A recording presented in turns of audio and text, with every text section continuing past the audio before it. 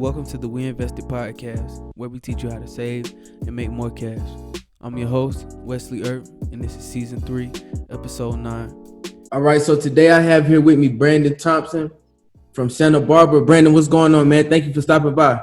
Yeah, definitely, Wes. It's super good to be here. Thank you for having me, and I'm super excited for everything, man.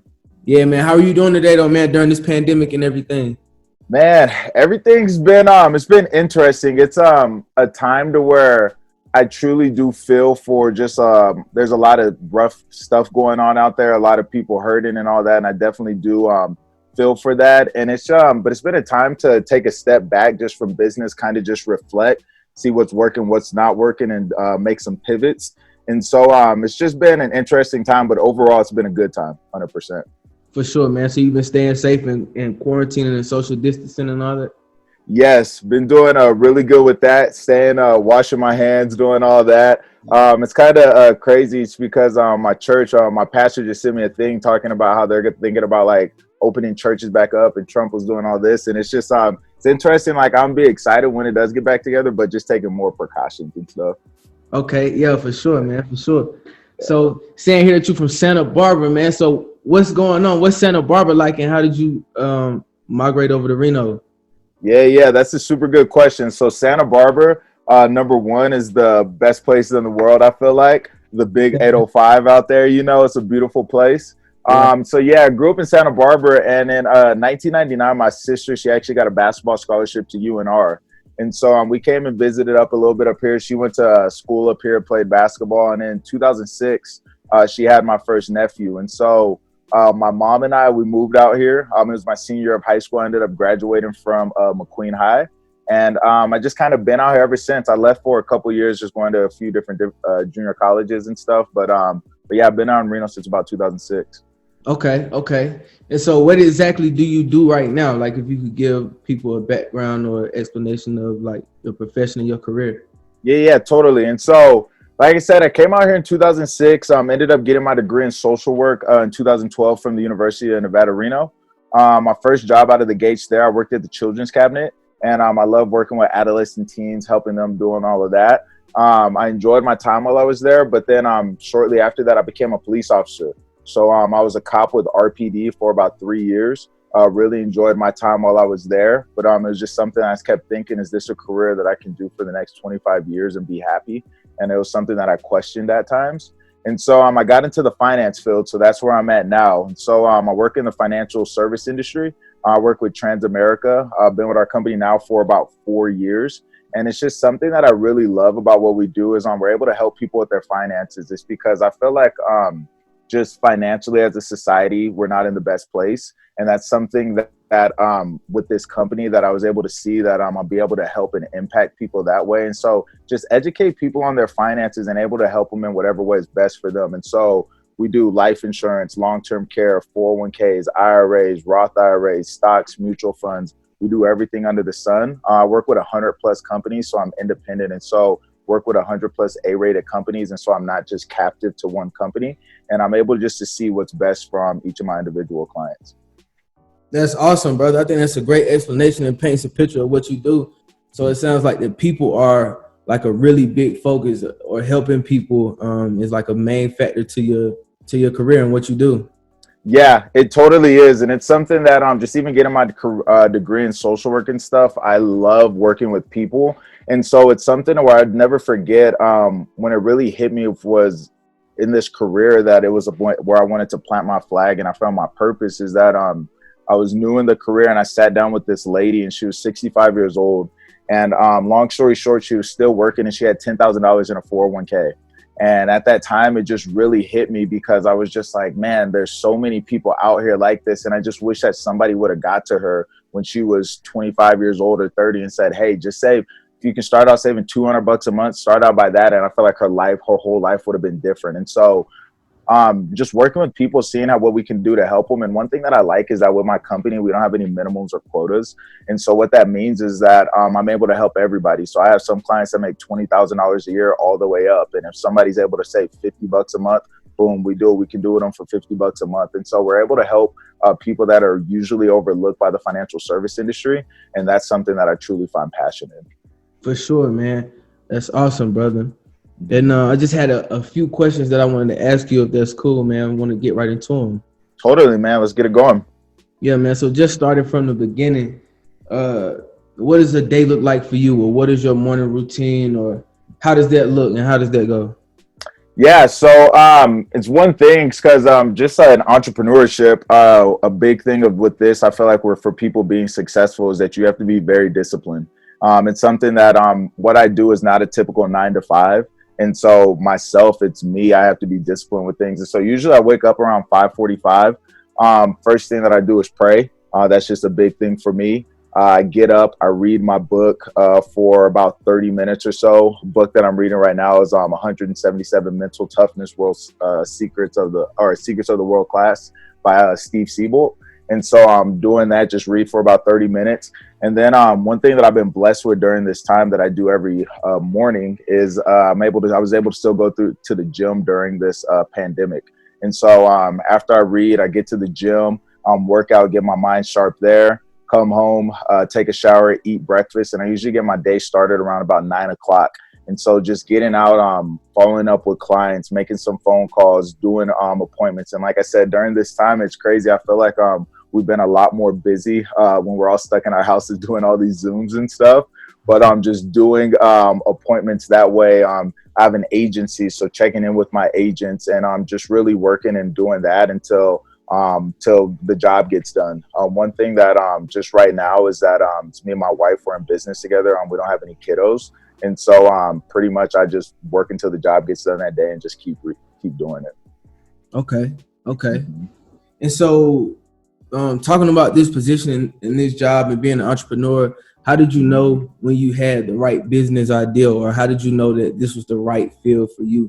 I know you spoke on a situation that you experienced earlier with a coworker or with a lady that you knew, but how did you know you were in the right field or in the right position when you made that change? Yeah. No, that's a really good question. And it's something for me is that the first couple months of my business, just like any business, I didn't make any money. And so I feel like one thing that's big with people getting into entrepreneurship and knowing if they're on the right track is if they'll do what they do and they enjoy doing it and they won't get paid for it for a while or whatever that means, because everybody's situation is different. And so I knew that I was just on the right track because I was just going and I was going to trainings and I was learning, and it was something that excited me the entire time, to where like there was never a time that I was just like, oh, I haven't got paid yet, and so like this isn't for me. And so that was a big part that I knew that it was just for me there. I truly enjoy what I do. It's because like after I'm able to leave a client and like their account is better or they're in a better situation or whatever it is, like I know I'm leaving that person and they have just some more hope in their situation.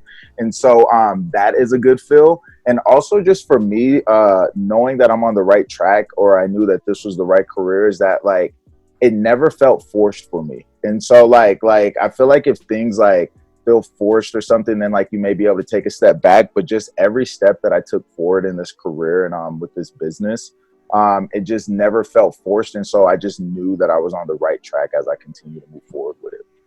For sure, man. And I heard you speak about in the beginning, you were just doing mostly learning and mostly studying and trying to perfect what you were doing. So it sounds like you're a lifelong learner, like you like to learn. Is that true? Yes, man. It's totally true. You know, it's interesting that I would tell anybody that's looking to get into entrepreneurship and all of that is that you have to be a learner. It's because I'm gonna be honest with you guys. Before I got into my career, I wasn't really big into reading books. Like you can even see like right now and behind me right here, there's just some books, and this isn't all the books that I have. But prior to being in my career, I just wasn't really big into that. It's because like I felt at that point in life, I just knew what I needed to know, and like I was good. I wasn't really trying to always get better. But just now, like I said, being more into entrepreneurship, been with our company now for about 4 years, I learned that if you want to be the best at what you do and obviously be a good leader as well, you can never think that you know everything. And there's also always something to learn. And so I like just learning just like about my field as well. But just something that I'm big on too is like studying success of people like Kobe Bryant. And I just watching that new The Last Dance, the Jordan documentary, and just seeing like just how leaders get have a different edge with their mental toughness and stuff. That's something that's big. And so I'm a lifelong learner. Podcasts, all those things are big. I feel like associations are big as well. And so I'm just surrounding yourself with all of that. For sure, man. And I heard you speak about your agency and then working with your wife. So, you know, what is the importance of having a good team to you? And like, how did you build that team? Because I know you're an entrepreneur, but, you know, you still have people you work with and connect with. So, you know, what is that like and what's the importance of that? Yes, man. Having a good team is literally everything in my field and in my opinion. And it's something that when I first got started, it was just me and my wife. We were actually dating at the time, and then we got married since we've been in business. But in the beginning, it was just her and I. And so it was something to where we're just going through the grind, learning and things. But now we've built a team around us to where literally it makes the process so much better. And it's so much cool. It's so much better to see other people winning. And so having a good team around you, I feel like is important because I feel like you can never do anything super big in life and like do what we have a vision to do and what we're going to do without having good people. You can't do that all by yourself. And so I feel like building a big team is a big part of it, but it's something that I feel like it all starts from the top, which is me. And just far as like the leadership side of it too. But yeah, having a good team around you is everything. For sure, man. And so what are some business mistakes that you made that you wish you could have avoided, or you know, and what did you learn from those mistakes? Yeah. That's a super good question as well. One that I would say in the beginning, man, I wasn't as disciplined as I feel like I should have been in business. It was crazy because I feel like for anybody, like after you go working for somebody for so many years and being told that you have to be at work from 8 to 5 or whatever it is, you know, when you don't have that anymore, I remember I was like, man, this is like freedom. And so it was something that me and my wife, like we were taking our dog for walks at like noon, and like we were going to the movies at like 2 p.m. and stuff just because like we could, you know, like nobody was like, hey, you got to be somewhere. And so I was just like, man, this is cool. And then I learned quick in entrepreneurship that when you don't work, you don't eat. And so it was something I was just like, all right, cool. Like I got to get to work, and then you find time for all that. And so I feel like being disciplined, not being disciplined in the beginning was a mistake that I made. And also another one that I feel like I made is that I feel like I got a little too comfortable too soon. And so me and my wife, we found success in our business pretty quick, not as quick as I wanted to, but pretty quick. And it was something that like we were making more money than I have in my life and stuff like that. And so it was something that I was just like, oh, like I'm good. I got a little comfortable. I felt like I took my foot off the gas. And so that's something that I learned is that you have to continue to set new goals and like new things for you to achieve. But one of the biggest ones too that I would say on top of that is I was chasing goals and not habits. So I was chasing goals, but I wasn't chasing the habit of how to get to those goals. And so like, say that your goal is like, boom, I want to make 250 grand in the next 12 months or whatever it is. Boom, like you hit it. But then when you hit it, if that's all you were shooting for, you weren't chasing the habit, you're going to slowly digress back to whatever your comfort zone is. So getting more just on the habits of making the phone calls, being disciplined, being out on appointments, all of that was something that I definitely made a mistake of in the beginning. And one more that I'd add, because I like, it's one thing I always tell people, and it's something I tell my new agents. I say, I've made business mistakes, but I've never made any mistakes with people's money. So we obviously work in the finance field. Like that's a big part, all that. I haven't made mistakes with people's money, but I made some business mistakes. And another one too, that I feel like a lot of entrepreneurs fall into in the beginning is trying to make everybody happy. And that's something for me that I tried to make everybody happy. And I learned that that's literally impossible. And so just being who I am and like letting the cards fall where they may is something that I'm continuing to adapt now. Man, I really like the point you made about chasing goals and not really chasing the habits. And I just kind of tell myself the same thing, like, you know, you got to fall in love with the process and not the outcome. right? So you got to fall in love with it. That's what I'm trying to train myself to do and keep, preaching to myself. Just fall in love with that process of like waking up every day and putting in work and staying disciplined in what you're doing, whether it's promoting or creating content, whatever it is. You just got to stay disciplined and love that process. It's so big with what you say with that. It's because it's so true. And I feel like so many times people like sometimes what I've learned too is that there's such thing as a fear of success. And I feel like that's something that goes untalked about, like just in the world and entrepreneurship and whatever. But I feel like there's some people that are afraid of success. And so you start to like self-sabotage just because that's like your comfort zone, But there becomes a point to where like when you're putting in the work, like you said, marketing, promoting, doing all this stuff that you put in the work, and there's a time where you're like, you start expecting for success to be there. It's because you're like, man, I put in all this time, I put in all this hour, like I expect something to come from it. And that's when things just start happening and everything. But I do love what you said, is that just trusting that process of it, because I am a true believer that hard work always pays off. And it's the truth. Yeah, man, it's interesting about that self-sabotage thing too, because it's like sometimes, man, we can do it and not even know it, not even realize we like self-sabotaging. Yep. So it's important to be aware of like what you're doing. And yeah, I think that's true, man. But so what motivates you to keep running your business and to keep going, like even when things start to get difficult, when things start to get tough? Like what's your main motivation, or what's a big motivator factor for you? Yeah, that's another good question, man. And one thing that I would say with that is that from day one with doing what I'm doing, I made a promise to myself. And it was something to where like in my previous career, I had it, I feel like, just from the world standards, like made to where I was a police officer. I made it off probation. Everything was great.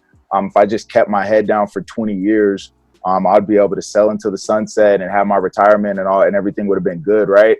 But it was something that I made a promise to myself, because I just wanted to do something big and do something different, just like in my family tree. It's something for me that my family doesn't come from like business owners and like entrepreneurship and stuff. A lot of everybody in my family is like employees, and there's nothing wrong with that as well. I'm not trying to say, but it was just something that I just wanted to try to take a different route. And so what pushes me to get through that is that promise that I made to myself from day one. And it's something too to where I don't really use it. There was a time that like I used it as motivation, because when I left my career to do what I'm doing now, I had some people that I know probably didn't agree with what I was doing, and probably didn't think that I'd probably succeed here or whatever that is. So there was a time in my business to where like I was just like, man, like I'm gonna use that as motivation to become the guy and do well here. But then what I found is that I have a lot of more mentors and friends in my life that believe in me, that of what I can accomplish with my company that I'm with now. And so like it turned from like trying to prove people wrong from that standpoint to trying to prove these people right, that like believe in me and poured into me and mentored me and poured trust in me, like, or positivity in me when I didn't believe in all that. And so it's something to where like I've learned that it's just so much bigger than me at this point. And it's something too that because like I said, me and my wife were trying to we're gonna look to start a family and all that. And my wife, she was just telling me to where she was just like, just think of the environment that we'd be able to raise our kids in. We continue to be successful here and just know what we're doing with our business. And so when she told me that one day, because I grew up in Santa Barbara, and like I said, my family was employees and stuff, but like my friends, their parents were like business owners and things. So I grew up around the big houses and the Mercedes and all that stuff. And I was just like, how do these people do this?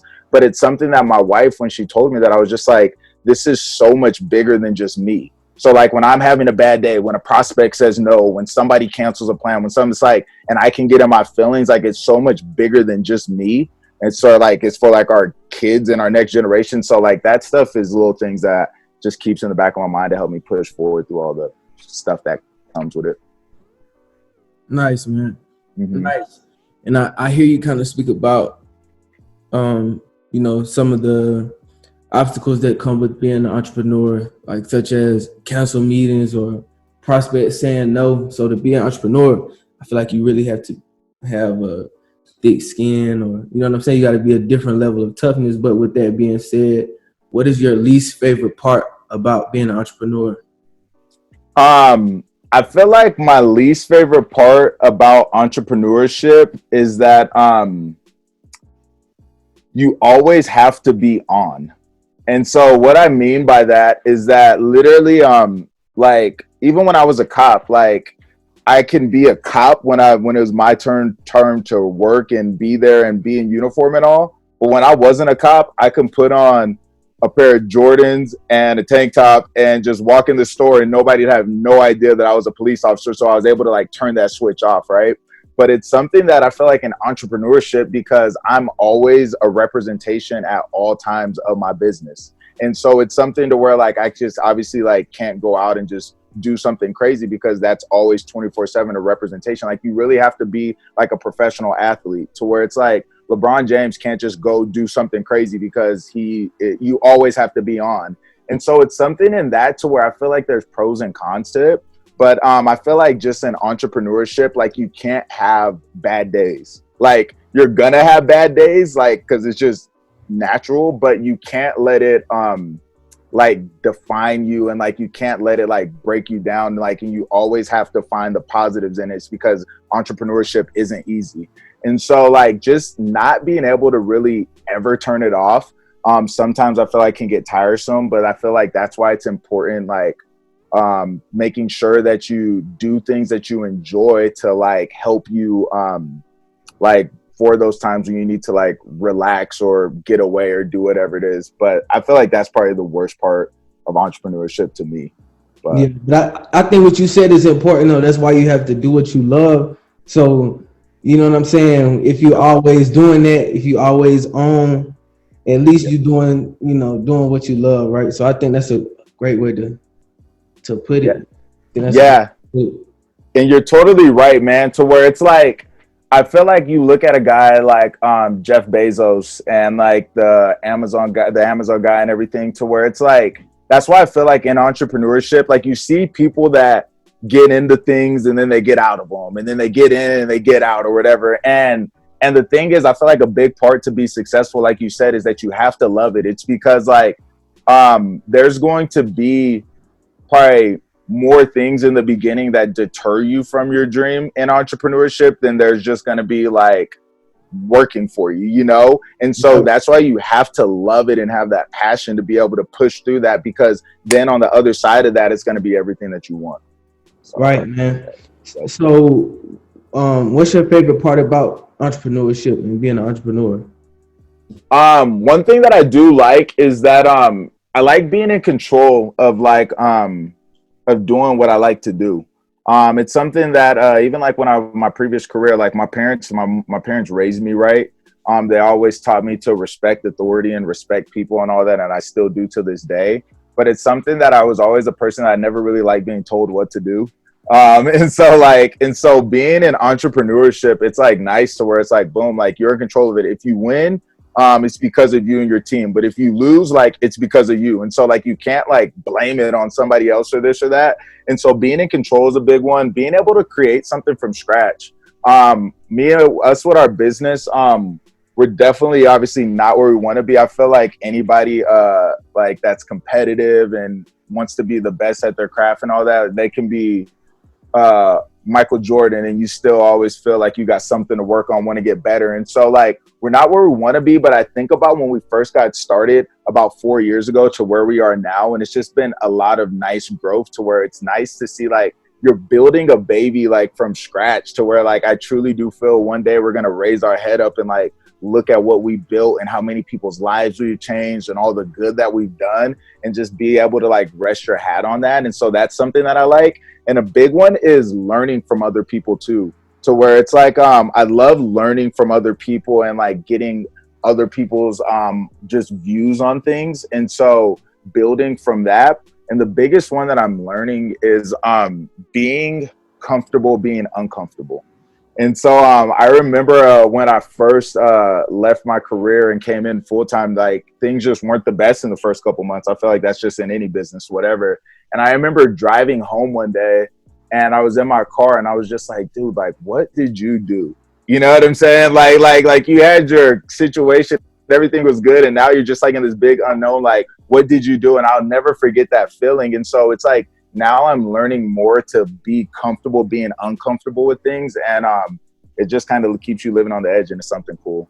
Yeah, I was just about to say that. I think that's a great point, man, because I think being uncomfortable makes life fun. You know, Yep. it makes life more fun. It's the extreme. You know, you living on the edge like Rockstar for real.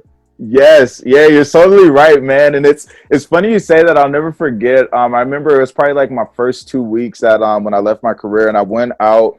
I had coffee with a friend, and she was just like, "How do you feel?" And I still don't really know what it means, but to this moment. But I told her, I said, I finally feel like I'm living. And it was just like the weirdest thing, because like it was just this exhilarating kind of feel to where it's just like you don't know what's gonna happen, but it's like that's how you know you're like living, you know. And it's been a cool ride since we've been making it happen.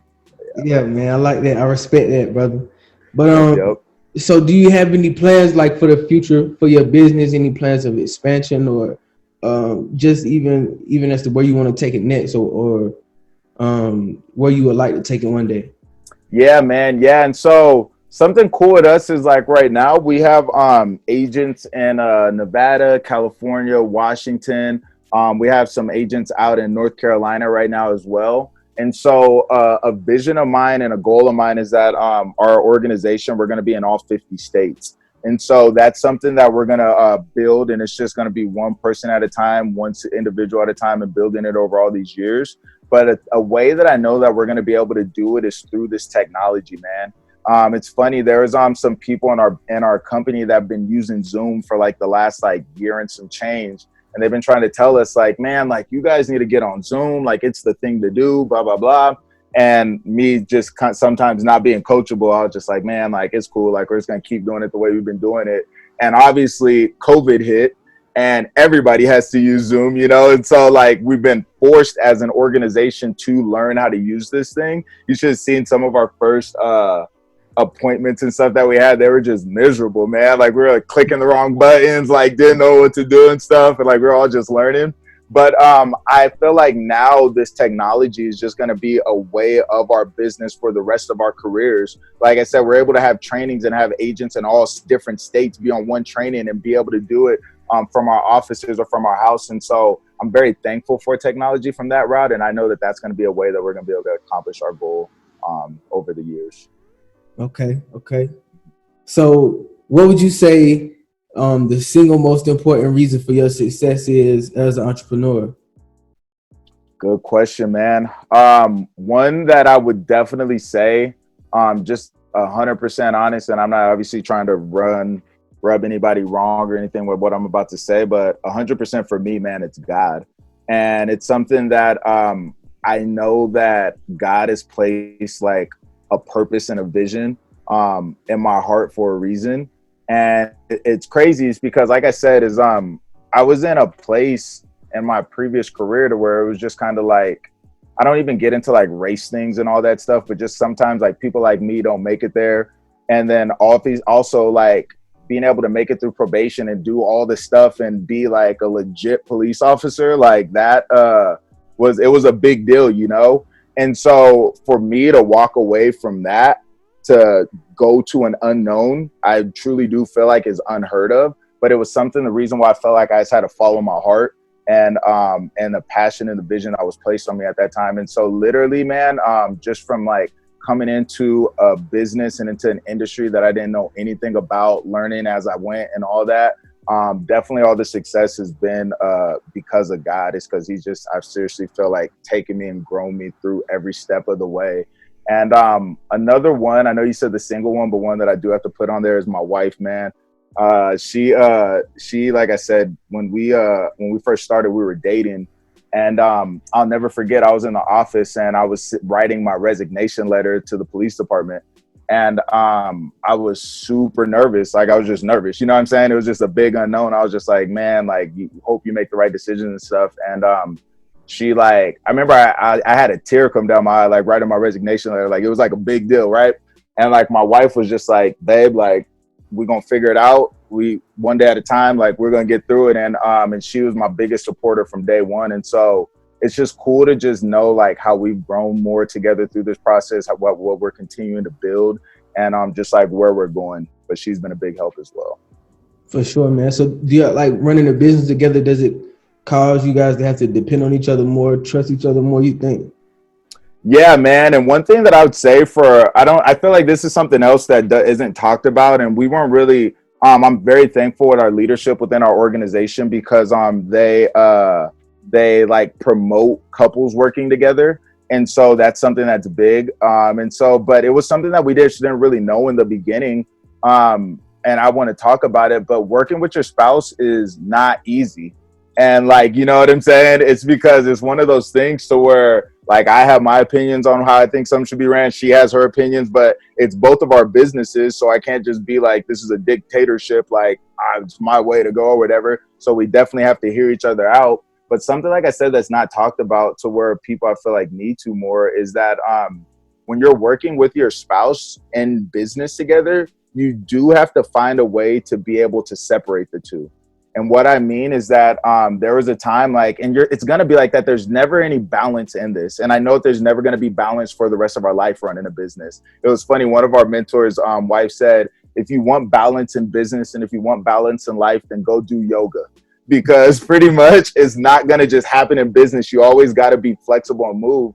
But I remember there was a time to where like I would bring our business home and my wife, she started feeling like maybe like I cared about our business more than I did her because it was all I was talking about and this or that. And so we had a real discussion one day and she was like, when we're at the office and we're doing this, like we're in business mode. But when we're at home, like you are my husband and I'm your wife.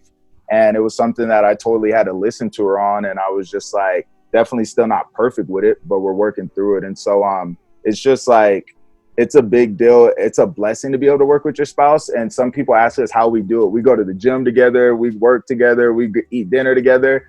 And it's something, like I said, it has its challenges, but I always tell people I didn't marry my wife to not be around her. And so like, it's a blessing, you know what I'm saying? Like, so it's a blessing at the same time. Right, man. So that sounds like a big part of your business journey. Working with your wife and learning how to work better as a team.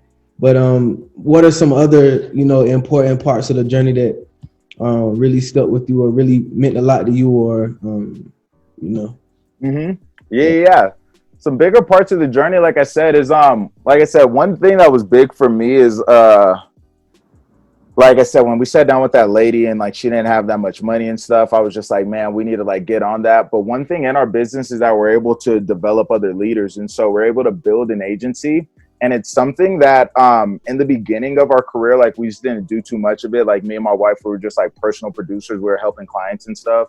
But like now we're building an agency. And so the thing that sticks with me with that is that literally you get to see the change and the growth in people as they build in business. Like I'll tell you, for example, we have these overviews of our companies that we have, and we usually do them on Tuesday nights before COVID and all these things. And it's supposed to be business casual is how you dress to it and everything, right? And so I remember my mentor, when I came to my first meeting, he said, just dress business casual. So to me at that time, just where I was at in life, I was like 26 years old, thought I knew everything. I was a police officer. I was the guy, So business casual to me is I had 2 earrings in my ear. I had a white button-up shirt that was unbuttoned, like the first 2 buttons. I had a big 5130, or I don't even know if they're called 5140 Nixon gold watch. I had some expensive Hudson jeans on and some Jordan 4s. And I was like, business casual, you know what I'm saying? And I go in there and all these people have like suits on and like women have business. And I was just like, what is going on here, right? And so it's something to where my mentor told me, he said, Brandon, if you want to be taken serious in this industry and things, like you do what you want, but pretty much you wearing those 2 earrings and those big earrings in your ear is just probably not going to go over too well in the financial service industry.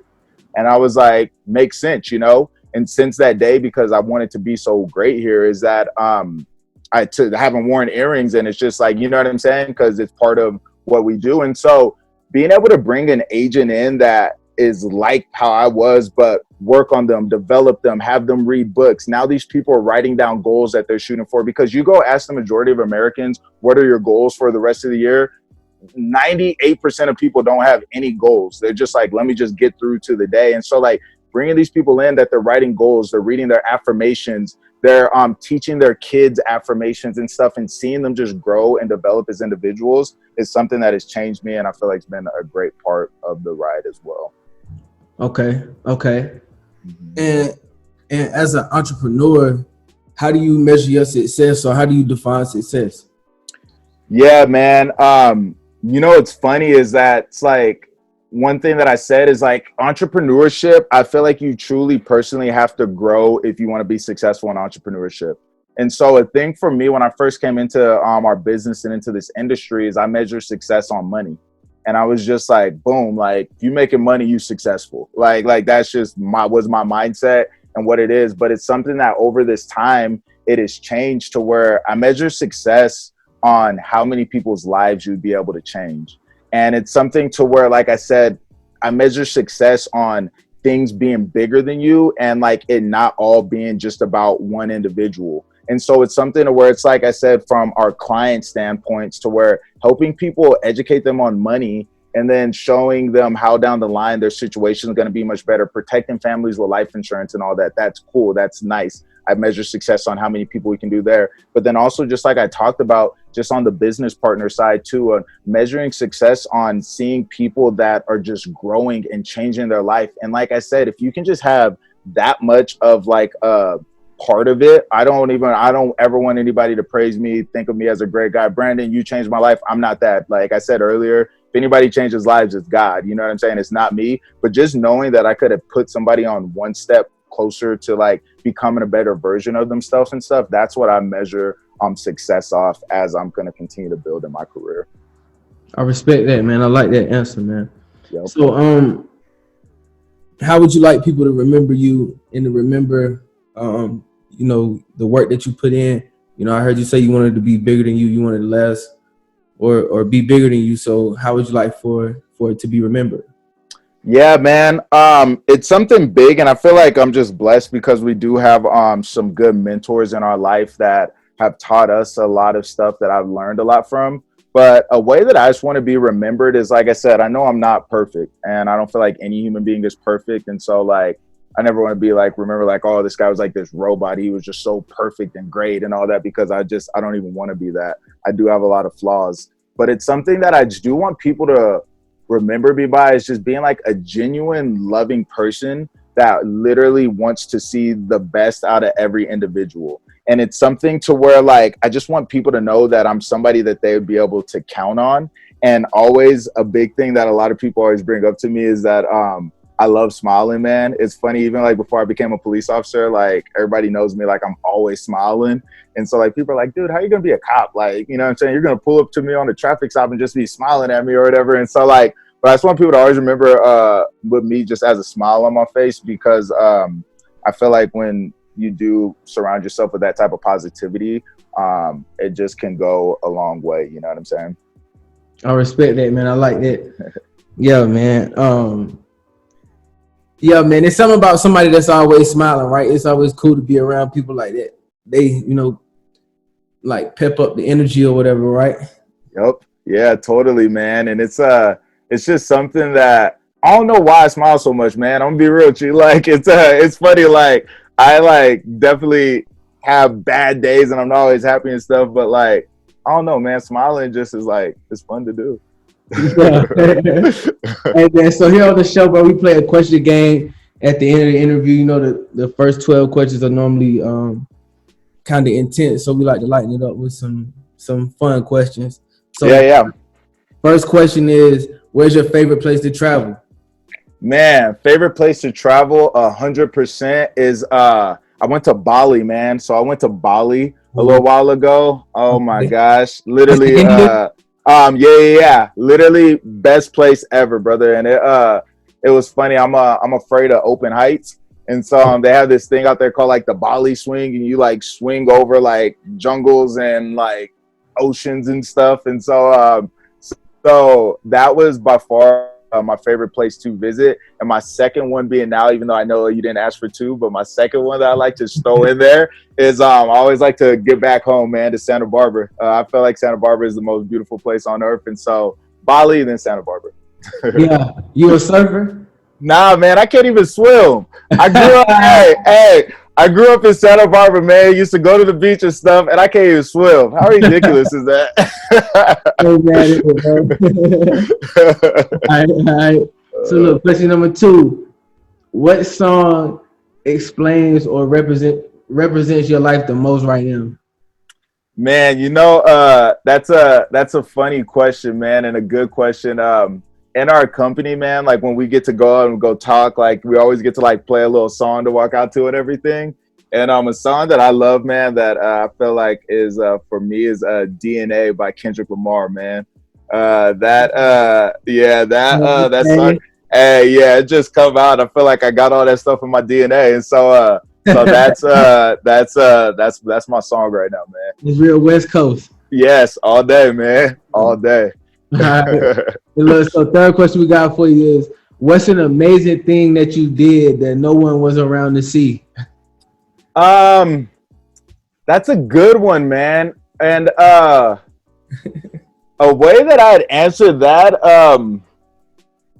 is right now I'm actually going through this isn't like too amazing. I don't know. I feel like it's like cool, but nobody saw it yet. No, nobody even knows, only one person. But I'm going through right now, man, to become a big brother for the Big Brother Big Sister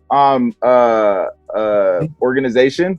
And it's something for me, man, to where my big vision with our business is that I love what I do and I'm going to do it for the rest of my life and everything. But I really want to build a big business and be able to get back into the teen and adolescent scene again and be able to like build a situation where it can be like a home that they can like come to. And then like I can like have some great relationships and bring people in to come talk to them and just help develop that demographic or whatever you like said.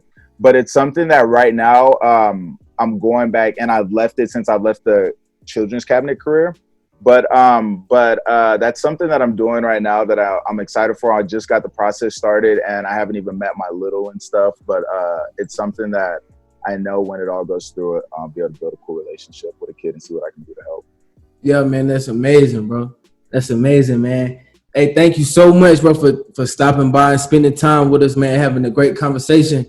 Man, Yes. Man, you said some enlightening things today, man, that opened my eyes, and I learned a lot from this interview. Yes. And like I said, man, thank you so much for having me. I'm so thankful to be able to meet you, man. You are amazing young talent. It's funny. I feel like I can call you a young talent because you're younger than me, and you're a stud with it. But it's something that I just want everybody to know too is go and support Wesley and everything that he's doing. His WEInvest is a big thing. Like I said, I love his podcast, and like I said, I feel honored to be able to be on it right now, brother. And so I thank you. And like I said, we're going to be doing some things to help promote your business some more through this process. And like I said, I thank you. Thank you, man. Hey, appreciate it, my brother. Yes, sir. Have a good one, bro. You too, man. You too.